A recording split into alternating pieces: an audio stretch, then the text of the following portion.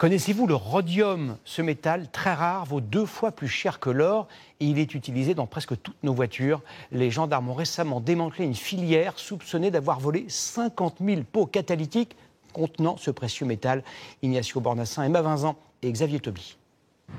À première vue, ces voitures n'ont aucune valeur. Pourtant, elles cachent une pièce qui vaut encore plus que de l'or.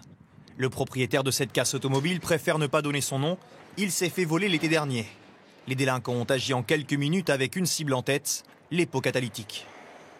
Ils chargent, ils sont équipés, c'est des camions, parce qu'ils doivent venir à plusieurs. Ils sont pourtant rouillés, mais à l'intérieur se cachent des métaux rares comme le palladium, le platine, mais surtout le rhodium.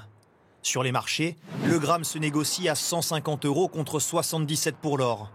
Et grâce à ce type d'application, les voleurs peuvent savoir quel modèle de voiture possède les catalyseurs avec le plus de valeur. C'est un Peugeot, PSA. Vous avez le prix de reprise par cette entreprise-là.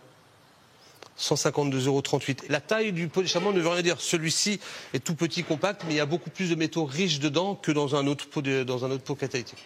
Préjudice du vol, 1 500 €. Il a aussi investi 8 000 € dans des caméras de vidéosurveillance. Dans la même région, cette autre société a été victime d'un vol de 21 pots catalytiques, mais cette affaire a permis à la gendarmerie de démanteler un réseau tentaculaire. Les catalyseurs volés dans le Calvados se retrouvaient vendus en Roumanie ou aux Pays-Bas. Ils transitaient par le nord de Paris. Au total, 900 pots catalytiques volés entre le 1er février 2022 et le 16 janvier 2024.